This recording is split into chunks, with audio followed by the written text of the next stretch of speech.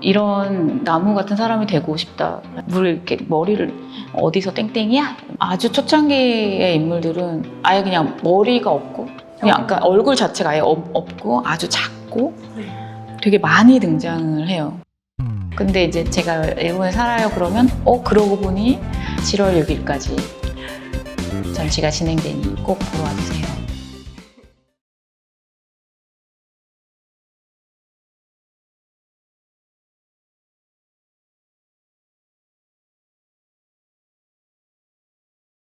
작가님과 이야기 나눠보는 시간 들어봐야 알 것 같은데 오늘은 최나무 작가님을 만나 뵙겠습니다. 안녕하세요. 안녕하세요. 네, 가장 먼저 작가님과 작가님의 작품들에 대한 소개 부탁드립니다. 네, 저는 최나무라고 하고요. 자연의 이미지 그리고 자연의 요소들로 흔들리는 감정들이나 그 감정들이 어떻게 회복하고 바뀌고 그리고 또 어떻게 나를 바라보는지 그런 형상들을 작업에 옮기고 있는 작가입니다. 회복하고 바뀌고 그 감정들을 작품에 표현하기 위해서는 그 전에 먼저 감정을 인지를 해야 한다고 생각을 하는데요. 혹시 그렇죠. 작가님만의 감정을 인지하는 방법이 있으실까요? 네, 감정을 바로바로 인지한다기보다는 일단 상황이 흘러가게 놔두는 편이에요. 그래서 당시에는 막 끌어오르고 또 막 기쁘고 막 그런 감정들이 존재를 하지만 바로 인지를 한다기보다는 굉장히 곱씹는 타입이거든요. 저의 뭐 성격도 그렇지만 시간이 지나고 계속 반복적으로 생각을 해봐요. 그 상황에서 내가 어떤 느낌이었나, 어떤 감정이었나를 굉장히 떠올려보고 그래서 굉장히 앙금이 가라앉듯이 마지막에 이렇게 응축돼서 남아있는 그 감정을 인지하는 편이에요. 그래서 굉장히 단단하기도 하고 딱 쌓여져서 압축되어 있기 때문에 그 부분이 제일 정확한 감정이지 않을까. 그래서 그것을 또 그림에 옮길 수 있고 그렇게 인지하고 있습니다. 예전이랑 최근이랑 뭔가 자주 인지하는 감정이 좀 달라지신 게 있으실까요? 최근에 어떤 감정이 좀 많은지. 요즘은 좀 네. 해피한 것 같아요. 그래요? 되게 즐거움이 많은 것 같아요. 네. 그리고 일단 요즘 일이 좀 많고 그림을 그리는 시간이 좀 길다 보니까 네. 특히 막 어떤 감정이 막 이렇게 타오른다거나 뭐 그런 것보다는 다시 다듬는 시간들이 많아서 좀 조용하고 즐거운 일들이 많은 것 같아요. 너무 좋네요. 네. 그리고 뒤에 있는 작품들도 네. 마찬가지인데 네. 작가님 작품을 봤을 때 화려하고 또 약간 추상적인 느낌이 드는 것 같아요. 네. 그만큼 작품이 만들어지는 과정이 궁금했는데요. 네. 혹시 어디에서 영감을 받으시는지 어떻게 만들어지는지 한번 설명해 주실 수 있을까요? 그렇죠. 아까 자연을 요소로 한다라고 했는데 처음에 어떤 형상, 뭐 자연의 모습을 가져와서 그린다기보다는 일단은 그 감정을 먼저 생각하고 어떤 감정을 표현하고 싶은지 그랬을 때에 자연에서 그 감정과 닮은 형상들을 많이 찾아보고 기억 속에서 찾아보고 드로잉을 해보고 그리고 제일 먼저는 색으로 시작하는 것 같아요. 전체적으로 어떤 색인가 이 감정은 나에게서 어떤 색인가 그래서부터 색을 먼저 생각을 하고 그리고 전체적인 그런 가장 중심적으로 보여주고 싶은 색감을 먼저 정하고 그 다음에 형상을 그려보고 거기서 이제 그 원하는 중심적인 색깔을 돋보이게 하기 위한 배치, 대비 이런 걸 주면서 진행을 하고 있습니다. 그럼 개인적으로 혹시 좋아하시는 색깔도 있으실까요? 너무 많은데 네. 요즘은 조금 오렌지? 오렌지요? 특히 형광 계통의 오렌지에 많이 좋아하는 것 같아요. 저 작품? 네. 저희 요즘 많이 쓰고 그리고 이 파랑인데 파랑도 요즘 이렇게 많이 좋아하는 거는 좀 투명한 셀로판지 같은 느낌의 되게 얇아 보이기도 하고 뭔가 구멍이 뚫려 있는 듯이 안쪽에 이렇게 그 무중력 상태, 공기가 없는 그런 상태로 보여지면 좋겠다는 생각을 해서 그런 좀 투명한 짙은 파랑 요즘 좀 좋아합니다. 많이 등장하고 있어요. 역시 섬세하신 것 같아요. 네. 그리고 작가님의 작가명처럼 작품에는 네. 나무도 정말 많이 등장을 해요. 혹시 그렇죠. 이런 이유가 있으실까요? 그 나무를 작가명으로 한 지는 좀 뭐 한 16년 정도 된 것 같아요. 근데 네.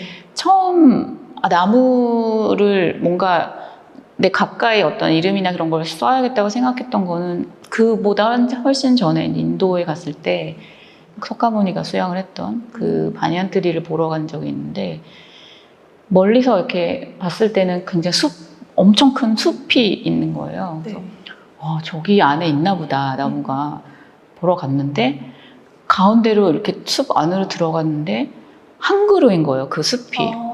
가운데서 큰 커다란 그 반얀트리가 있고 거기서 기근이 계속 나와서 뻗어가는 거죠. 사방으로. 그래서 멀리서 봤을 때 그 숲이었어요. 그래서 와 정말 감동을 받았고 이게 정말 깨달음을 얻을 수밖에 없는 나무구나. 그래서 뭔가 굉장한 순환, 죽고 사는 게 계속 반복되지만 영원한 것 같아요. 그 나무가 뭐 이렇게 죽지 않는 한.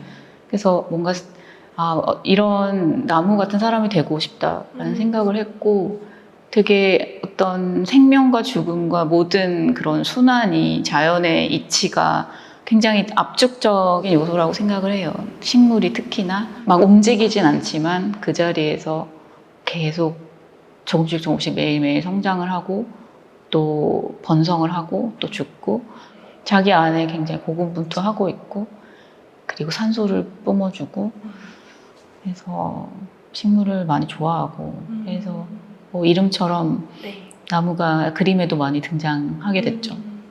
확실히 나무가 가지고 있는 의미가 좀 깊은 것 같아요. 네. 그리고 나무만큼 자주 등장하는 게 스위밍풀이었던 것 같은데. 네, 스위밍풀 많이 등장. 수영장은 저는 좀 물에 대한 트라우마가 있어요. 그래서 정말요? 이 에피소드를 좀 풀자면 그러니까 초등학교 때 수영을 곧잘 했어요. 그래서 수영 교실을 자주 가고 좋아하고 갔는데 어느 날 굉장히 좀 많이 아픈 거예요. 몸이 좀 힘들고 그래서 선생님한테 좀 오늘은 그만하고 싶어요 라고 얘기를 했을 때 선생님이 이제 땡땡이를 친다 얘가 그러면서 이리 와 그러더니 제 머리를 이렇게 수영장으로 이렇게 쳐박은 일이 있었어요. 물 이렇게 머리를 어디서 땡땡이야? 그땐 좀 무서웠죠. 너무 옛날 사람. 요즘은 상상할 수 없죠. 상상할 수 없는데 그땐 선생님이 좀 그런 선생님이 있었어요. 그래서 근데 그 풍경이 제가 이렇게 물 속에 들어가 있고 타일들 이렇게 수영장의 타일들 그리고 친구들의 다리가 보이고 저의 입에서 이렇게 뽀글뽀글 하고 물방울이 올라가는데 그 순간 진짜 처음으로 죽음? 나 죽는 건가? 라는 그 느낌이 되게 강하게 들었던 일이 있었어요. 근데 그때 이후로 제가 물을 굉장히 무서워하게 되고 수영을 못하게 됐어요. 갑자기. 그러니까 들어가면 일단 나는 죽는 생각을 딱 하는 거죠. 그래서 다 성인이 되고 커서도 수영장에 가서 다시 해보고 싶었는데 잘 안 됐고 몸은 아마 기억을 하고 있을 건데 스노클링 같은 거는 이렇게 할 수는 있지만 항상 좀 두려움이 있고 그래서 특히 수영장은 좀 저한테 아픈 존재 그리고 좀 공포스러운 점도 있고 그런데 계속 제가 수영장을 그리는 것으로 뭔가 극복하고 싶은 마음이 있어요. 그래서 어떤 수영장을 제가 초창기 많이 이렇게 그렸을 때는 굉장히 붉은 수영장 끄트머리에 제가 이렇게 떨어질 듯 말 듯 서 있는 형상이라든지 아니면 깊이를 알 수 없는 굉장히 아득한 수영장에 다이빙을 하고 있는 사람이라든지 그런 식으로 표현을 했었어요. 그래서 굉장히 두렵지만 어디로 어떻게 될지 나는 모르고 분명히 죽을 거라는 생각을 하지만 뛰어내리고 있어요. 계속. 그래서 그 상황이 내가 만약 뛰어내렸을 때 나를 어딘가에 다시 휘욱 빨아들여서 다른 곳으로 뿜어내주면 난 사는 거예요. 그래서 어떤 희망이 좀 공존한다? 그게 그림을 그리면서 그런 생각을 하게 됐어요. 굉장히 많이. 그래서 보면은 이 그림도 어떻게 보면 늪 그리고 수영장이 같이 있는데 옆에 그림은 우물인데 이렇게 그물에 쌓여 있죠. 저 우물도 어떻게 보면 수영장이랑 비슷한 의미로 제가 저기 걸터 앉아서 깊이를 알 수 없는 저 우물에 뛰어들 것인가 말 것인가를 고민하고 있죠. 근데 만약 뛰어들었는데 이쪽 수영장으로 나올 수도 있고 저쪽에 다른 차원의 늪으로 내가 솟아오를 수도 있다. 그래서 결국은 좀 긍정적인 그런 희망을 항상 가지고 있는 소재로서 쓰고 있죠. 근데 그 수영장이라는 게 되게 굉장히 상징적인 어떤 의미로 혼자의 그런 공간이기도 하고 또 그게 인공적인 자연이잖아요. 그러니까 네. 스스로 만든 어떤 그런 고립된 환경? 사유의 장소라고 해야 되나? 그런 의미도 있는 것 같아요. 그래서 계속 등장하고 앞으로도 다양한 방면으로 좀 나오지 않을까. 그래서 최근에 달라졌다고 하면 전에는 이미 물이 하나도 없는 그런 수영장이었다면 지금은 막 흘러 넘치고 있죠. 하지만 되게 얇아서 언제든지 순간적으로 사라질 수 있는 그런 환영 같은 수영장이기도 하고 또 제가 예전에는 점프를 한다거나 아니면 물에 떠 있어도 되게 고요한 그냥 가루로 이렇게 떠 있어서 거기에서 벗어날 수는 없는 그런 거였다면 요즘은 흘러내려서 내가 다른 데로 제 스스로 뭔가 떨어질 수 있고 밖으로 갈 수 있다는 그런 희망이 좀 생겼다? 그게 좀 변화인 것 같아요. 스위밍 블루도 확실히 작가님 작품 네. 변화가 이렇게 최근에 좀 많이 그리고 있습니다. 또 여름이기도 해서. 굉장히 두렵지만 어디로 어떻게 될지 나는 모르고. 현재 일본에서 생활을 이어가고 계시잖아요. 네, 혹시 그쵸. 일본 생활을 하면서 어려운 점이 어떤 게 있을까요? 어느 나라든 다 비슷비슷한 어려움은 있을 것 같아요. 그러니까 기본적인 그런 어려움. 내가 살던 나라가 아니고 어릴 때부터 경험한 그런 거랑 워낙 다른 환경이다 보니까 뭐 그런 거를 제외하고는 사는 데는 사실 굉장히 편안해요. 뭐 불편한 그런 건 없는데 근데 이제 그런 관계에 있어서 좀 어려움은 있었죠. 뭐 흔히 말하는 그런 뭐 이렇게 다가가기 어렵다. 그리고 어느 정도 선에서 이렇게 가까이 갈 수 없는 그걸 저는 완전히 경험을 한 적이 있기 때문에 제가 되게 많이 힘든 상황을 이제 아이들의 친구인 어머니랑 되게 가까워졌을 때 굉장히 친밀을 하다고 저는 생각을 했고 그래서 저의 고민이나 그런 거를 막 울면서 얘기를 한 적이 있는데 그 다음날부터 저를 아는 척을 안 하는 거예요. 그런 적이 한 번 있었어. 그래서 되게 그때 부담스럽구나. 그러니까 여기까지 내가 받아들일 수 있을까라는 생각을 했겠구나, 그 친구가. 처음에는 되게 좀 슬프고 원망도 되고 왜 갑자기 이렇게 끊어내지? 라고 그런 원망의 마음이 있었는데 저도 그것도 생각을 해보니 그분의 입장에서는 버거웠을 거라는 생각이 들어요. 그래서 그런 어떤 관계들을 설정에 있어서 한국에서는 굉장히 막 제가 특히 더 막 사람 좋아하고 그랬던 성격이었기 때문에 막 다 간쓸게 다 내주고 막 폭풍 공감하고 밤새 이야기 듣고 그랬던 사람이어서 더 충격을 받았던 거고 근데 그 일이 있고 저도 이제 지내다 보니까 그 어떤 소원이라는 게 또 다시 중요하다는 생각이 들고 저도 만약 뭐 일본에서 누군가가 막 저한테 막 이렇게 오면은 조금 선을 긋진 않을까 이제 저도 바뀌어가지고 약간 일본 문화에서 근데 오히려 또 좋은 점도 많았던 것 같아요. 그러니까 좀 아날로그적인 감성이 아직 남아있는 것도 좋고 뭐든지 하나하나 이렇게 단계를 밟는 것도 처음엔 굉장히 불편했는데 좀 빨리빨리 안 되나 답답해 죽겠네. 진짜 그 빨리빨리가 안 되는 게 정말 너무 답답했는데 지금은 그래 이렇게 단계를 밟아가는 게 결국에는 나도 차근차근 준비를 할 수 있어 좋다라는 생각을 하게 되고 했던 것 같아요. 그래서 결론적으로는 괜찮다. 좀 빨리빨리 안 되나. 일본에서 지내면서 이제 예전에는 안 보이던 게 요즘에는 보이고 이런 것들이 혹시 있으신지 궁금합니다. 예전에 안 보이던 거? 한국에 오면 보이죠. 한국이 빠르다? 확실히. 못 따라가겠다?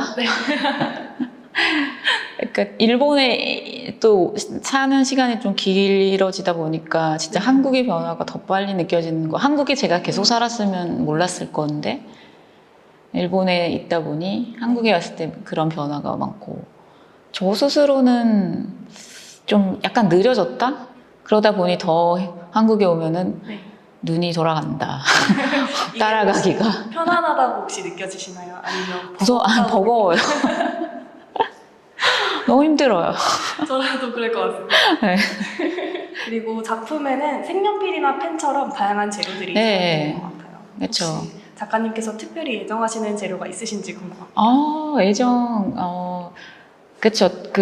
최근에 제가 이제 색연필 드로잉을 이제 좀 각을 잡고 네. 작품으로서 많이 하는 게 있어서 그런데 원래는 이제 뭐 유화를 제일 선호하고 선호라기보다는 제일 이렇게 색의 깊이가 역시 유화를 썼을 때 가장 제가 보여주고 싶은 그런 색감의 그런 밀도랑 깊이가 제일 유화가 적합한 것 같아서 유화를 일단 가장 기본적으로 쓰고 색연필 같은 경우는 사각사각 계속 밀도를 높이면서 네. 색을 올리고 이미지 같은 경우는 뭐 미리 스케치를 한다거나 그러진 않지만 그래도 다져가는 그런 묘미가 있어요, 색연필은. 그래서 한 장을 완성하는데 꼬박 하루가 걸리기도 하는데 쌓아가는 그런 네.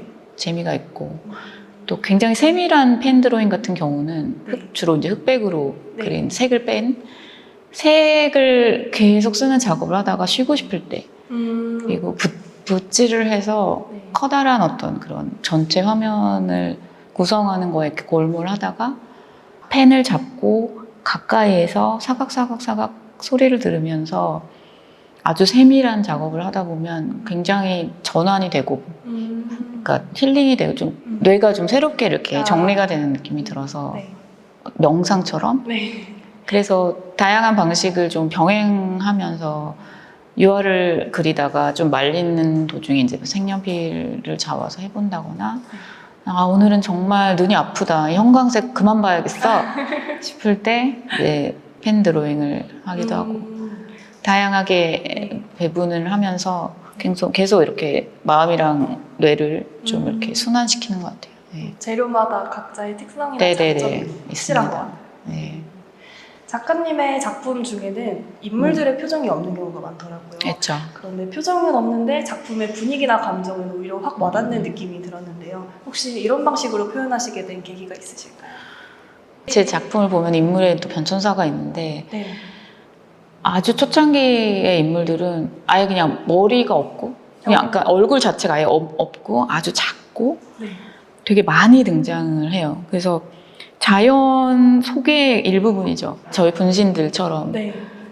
탁 풀어놓으면 걔네들이 그 자연에 들어가서 네. 이렇게 에너지를 어떻게 받아들이고 그 안에서 어떻게 그 일부로서 존재를 할 수 있는지 그런 요소로서 등장을 했어요. 그때는 거의 그냥 제가 중요하지 않았기 때문에 네. 그냥 자연 속에 있는 요소에 불과했기 때문에 감정을 얼굴이나 뭐 이런 걸 드러내고 싶지 않았고 그게 굉장히 오랫동안 유지가 됐는데 네. 그런 작은 어떤 몸짓이나 그런 걸로 감정을 드러냈던 애들이 이제 좀 코로나가 터지면서 네.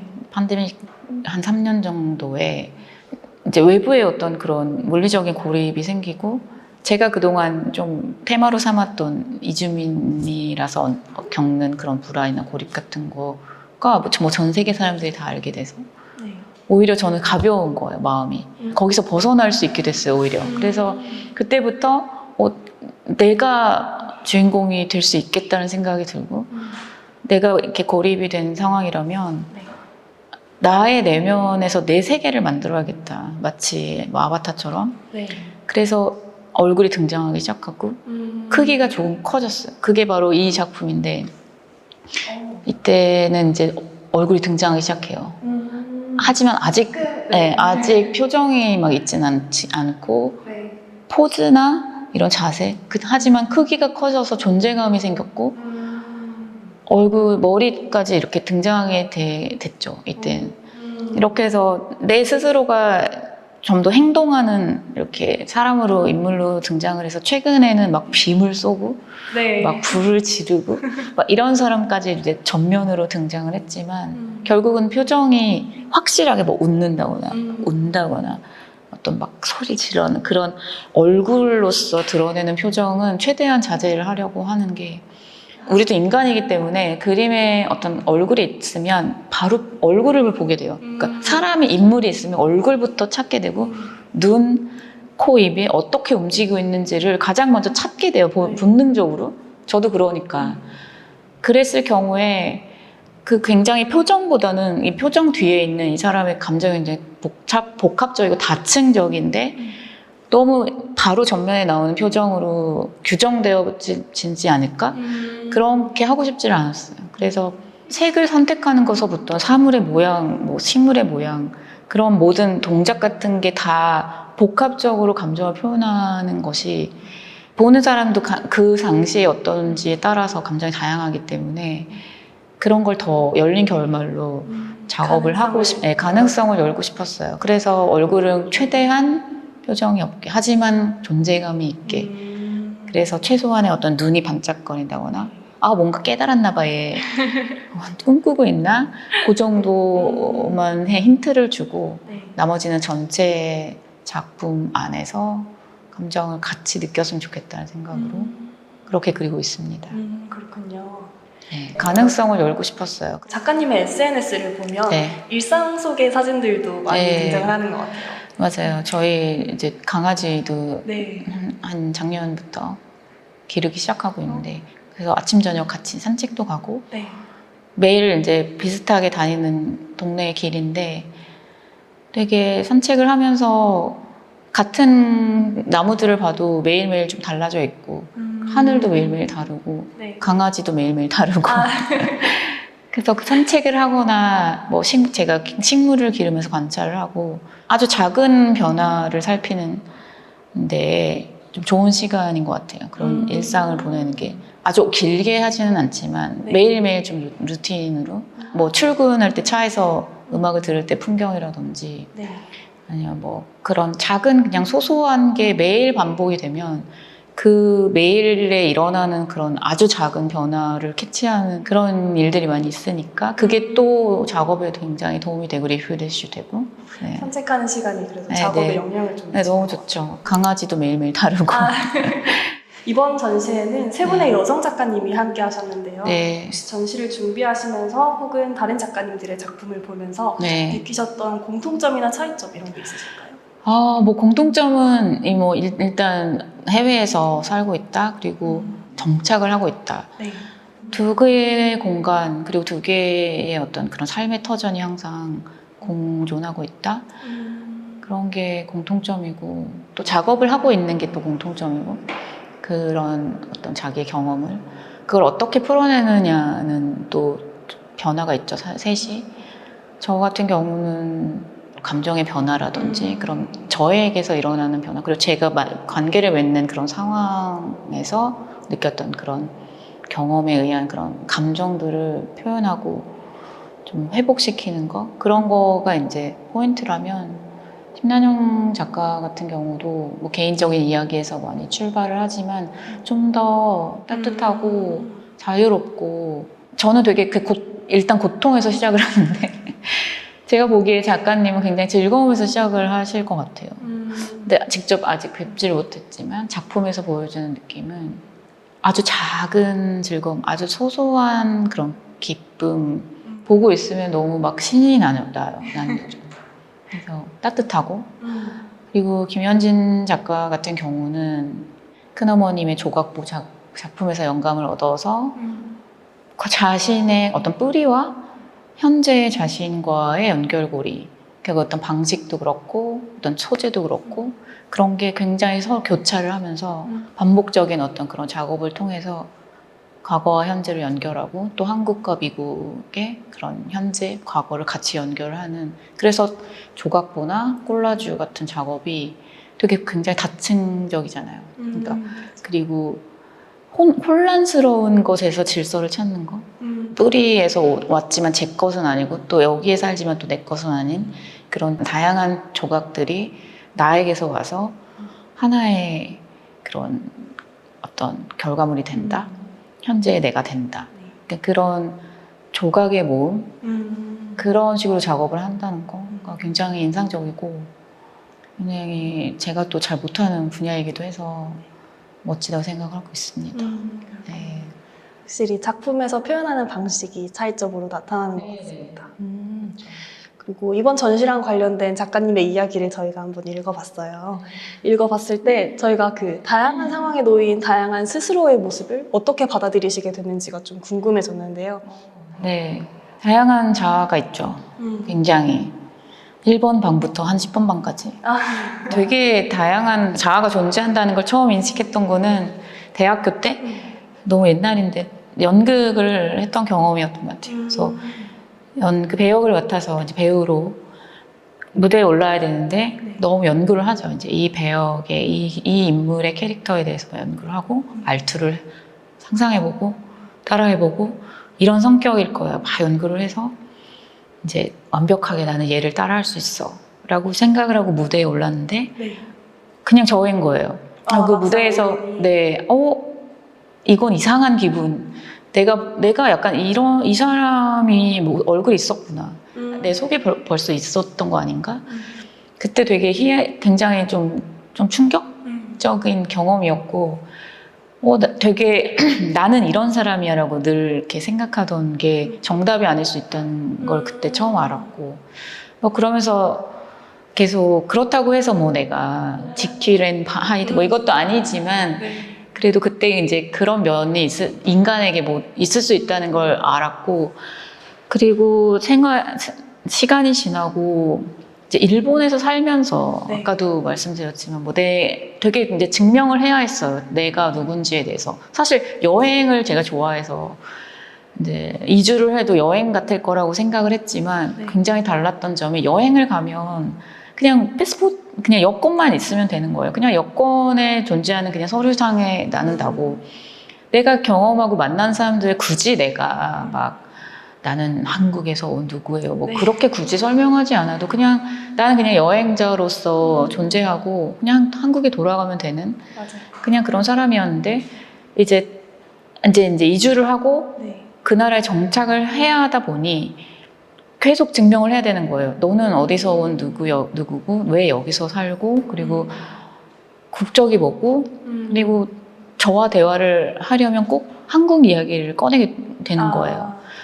그게 너무너무 좀 싫었고 처음에는 왜 꼭 나랑 대화하려면 한국 얘기를 해야 하는가. 그래서 한국인처럼 안 보이려고 진짜 일본어를 너무너무 열심히 해서 이제 막 어느 지방 사투리냐 막 물어볼 정도로 열심히 한 시기도 있었죠. 근데 결국 그러나 저러나 나는 그냥 나고 또 내가 얼마나 뭐 일을 열심히 해도 일본인은 될 수는 없고 그런 이제 경험들이 막 쌓이다 보니까 감정의 표현에 있어서도 노하우가 이제 생기는 거예요. 그러니까 이것도 이제 시간이 지나다 보니 대응할 때 어떤 관계에 있어서 이 사람의 이제 의도 그리고 내가 어떻게 대응했을 때 가장 좋은 합이 이루어질지가 경험에 의해서 그래서 그게 나는 뭐 시종일관 한 사람 하나의 성격, 하나의 말투, 하나의 표정인 사람이어야 돼라는 기준이 되게 이렇게 불분명해지면서 그러지 않아도 된다는 편안한 마음이 생겨서 그래서 이 사람과의 합이 오히려 더 중요하다.